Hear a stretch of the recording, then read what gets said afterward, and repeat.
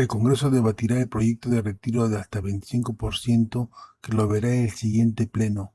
Guibeín entrevista al congresista Ditil Columbus de Fuerza Popular, que nos da algunos alcances de un inusual debate donde la mecánica va a ser diferente. Aquí el video. Con el congresista Ditil Columbus, él es, como ustedes saben, vocero de la bancada de Fuerza Popular. ¿Qué tal, Ditil? ¿Cómo estás? Buenas noches. Hola Mario, ¿cómo estás? Buenas noches. Bien, a través de su programa con todos los peruanos. Muy bien. Entendemos que hay un nuevo texto aprobado en Junta de Portavoces para esta iniciativa legislativa del retiro de hasta el 25% de los aportes a la AFP, y que ese nuevo texto cuenta con el respaldo de Fuerza Popular. Sí, esta propuesta multipartidaria la ha suscrito 8 de 9 bancadas. Entre ellas la suya. La única que no la ha suscrito, entendemos, es el Partido Morado, ¿no es cierto? Sí. Bien, este cambio propuesto en el texto supone límites mínimos y máximos a este retiro de hasta el 25%, mínimo de una UIT y máximo de 3 UITs, que es 12.900 soles, y se haría en dos momentos, 50% en cada una de estas dos instancias.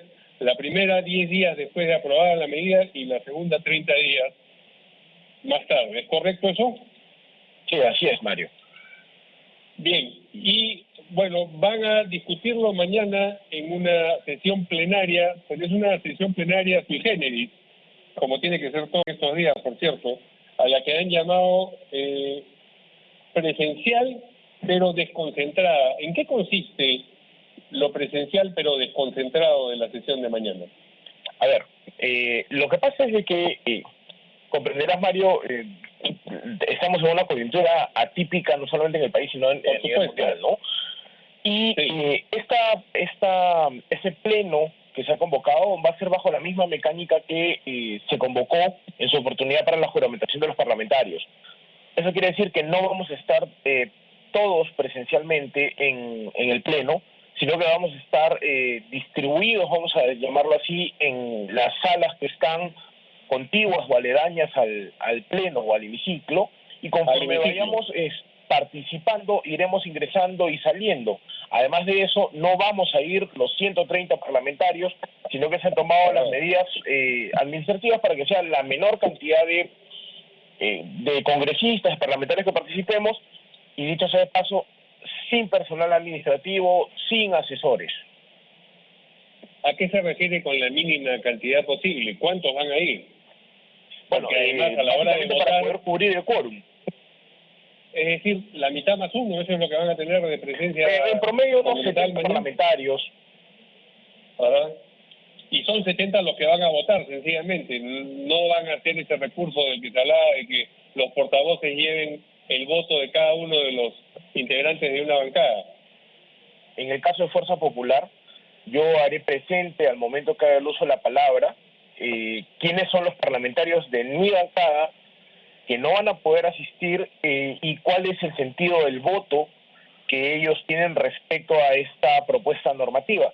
Que dicho sea de paso, en el caso de la bancada de Fuerza Popular, los 15 parlamentarios estamos en la misma línea de aprobar el proyecto de ley.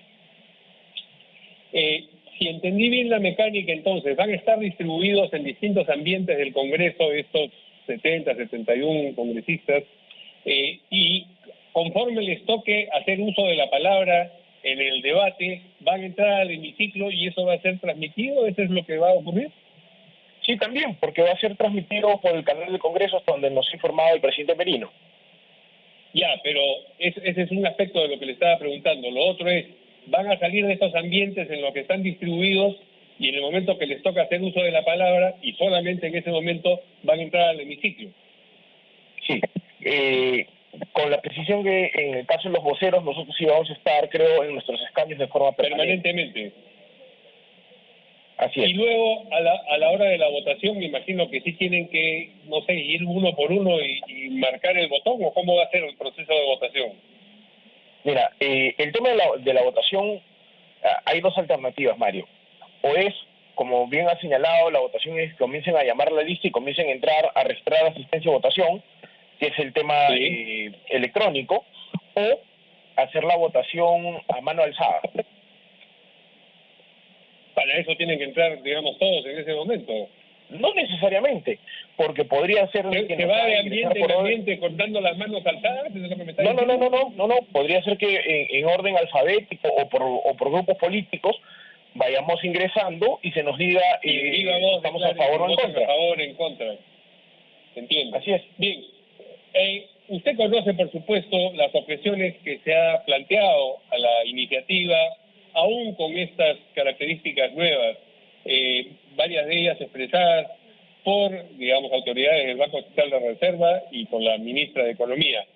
Estas objeciones no han resultado preocupantes para su bancada. ¿Ustedes siguen esa determinación? ¿Creen que no son observaciones que merecen, digamos, detener el proyecto y encaminarlo por otro lado?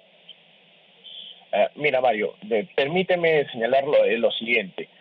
La ministra fue la vez pasada al Pleno a sustentar, quiero usar el término sustentar, explicar cuáles son las posiciones del MEF sobre el por qué no se debería aprobar. En mi perspectiva fueron razones poco sólidas, endebles en realidad. Es como que si la ministra hubiese llegado al hemiciclo a decirnos, como un acto de fe, básicamente es, por favor no lo aprueben. Pero información técnica de sustento no hubo. Es más, hubieron varias preguntas que se formularon, entre ellas preguntas que hice yo y que no me fueron respondidas. Este proyecto de ley, Mario, tú lo has señalado, es un texto alternativo al texto original que ha nacido del debate de largas horas de trabajo y de discusión entre todos los voceros parlamentarios, e incluso con la participación de la señora Socorro Heisen y de Julio Velarde, presidente del Banco Central de Reserva. De la Superintendencia de Banco y Seguros y del BCR, sí. Así es. ¿No? Y en función también a la información que hemos recopilado de Socorro Heisen, hemos podido mejorar el texto original de este proyecto de ley, que es una pena, Mario, que esa información no la haya podido proporcionar la ministra de Economía. Es más, es una pena que la ministra de Economía, el premier y ministros en general, por ejemplo, no hayan ido al hemiciclo a sustentar el pedido de delegación de facultades para el tema de enfrentar la crisis que estamos padeciendo por el COVID-19 y que obviamente tiene que ver con la vida de millones de peruanos, pero para este tema sí se dieron un tiempo para poder venir al Congreso, ¿no? Entonces, una de las críticas que nosotros le hicimos es de que, al parecer, las prioridades del Ejecutivo varían de acuerdo, ¿cómo se llama?, a ciertos temas, de ciertas circunstancias, ¿no? ¿Usted cree que al Ejecutivo le importa más? Sí, no sé. Perdón. ¿Usted cree que le importa más al Ejecutivo la ley relacionada con las AFP que las facultades? Eso es lo que me está diciendo, que en un caso no mandaron a los ministros, yo me y en el otro sí. Yo me imagino que para el gobierno, contrastable. Para el Ejecutivo es mucho más importante obtener las facultades, salvo que las dieran por entregadas sin necesidad de mandar a los ministros. Mario, yo me remito a los hechos objetivos y contrastables. Se pidió la presencia del Ejecutivo para que explique para qué querían las delegaciones de facultades y no fueron. Enviaron a un asesor que no dio respuesta de nada y a un viceministro al que yo personalmente le pregunté sobre cuáles eran los motivos de algunos puntos de las delegaciones y la respuesta del viceministro fue, lamentablemente no sé para qué, congresista, no le puedo responder. Entonces, yo te respondo a tu pregunta con ese ejemplo objetivo y que se dio el día de la delegación del Pleno. Y para el tema de la AFP, bueno, se han venido, pues el premier, ha venido la ministra de Economía, ha venido el ministro de Justicia. Quizás lo que ocurre, congresista, o lo que ha ocurrido es que en el caso de las facultades las daban por entregadas y entonces no le concedieron la seriedad de mandar a los ministros que usted menciona al Congreso, mientras que en este otro caso pensaban, como en efecto está ocurriendo, que no estaba persuadida la mayoría de la representación nacional de la posición del Ejecutivo y en consecuencia han ido los ministros. no es que les importe esto más que lo otro. Lo otro, bueno, es decir, la delegación de me disculparás, Mario, pero sí, me disculparás, pero eso es una interpretación que tú estás haciendo, porque además, bueno, ¿cómo y podría la que está haciendo usted también es una interpretación. No, yo te digo, ¿por qué? ¿Cómo podría estamos los dos interpretando qué cosa ha sido más o menos importante para el Ejecutivo en función a un proyecto de ley que se presentó 2 horas antes o 3 horas antes de que se realice el pleno, que estaba convocado para el mediodía? Documento que ni siquiera había sido socializado previamente y que, por ejemplo, contenía temas que el propio Ejecutivo, con los 2 señores que envió, reconoció que estaban mal redactados y que tenía errores y que tuvimos que corregir sobre la marcha, a propósito de que nosotros sí éramos conscientes de la importancia de este tema. Estaba incluida, por ejemplo, el tema de la delegación de facultades para el tema de control concurrente, que nosotros rechazamos como Parlamento porque no era la forma de hacerlo y que justamente mañana vamos a debatir el proyecto de ley que se va a aprobar. Pero Mario, más allá de esta circunstancia, yo lo que te quería decir es de que este proyecto de la CTS lo que busca es apoyar, lo dice la misma norma, apoyar a aliviar las economías familiares de nuestro país a través de darles inyección de liquidez para que puedan afrontar la crisis. Y estamos, hemos discutido y mañana vamos a aprobar un límite del 25%, que no es un tema extraño porque ya anteriormente se ha aprobado liberación de los fondos, de las cuentas individuales de capitalización de las AFP, o de los afiliados a la AFP, perdón, hasta por 25% para otros temas. Con mucha más razón, hoy, ante una crisis como la que estamos afrontando, se tiene que apoyar a las economías familiares. Y se ha puesto un límite de 3 UITs, como bien ha señalado Mario. ¿Por qué? Porque en función a la información que nos dio Banca y Seguros, se puede establecer que el fondo promedio o el fondo acumulado promedio de los afiliados a la AFP es más o menos 50.000 soles. 4 UITs es el 25% de 50.000 soles. Creo que son 400 soles más, ¿no? Entonces, es así como lo hemos planteado y esperamos que mañana pueda ser aprobado por unanimidad para poder de una vez ayudar a estos millones de peruanos que están esperando liberar parte de su fondo de CTS. Que dicho sea de paso, en la base de datos que nos dieron, o en la información de afiliados que nos dieron, hay 6.5 millones o 6.4 millones de afiliados a las AFPs.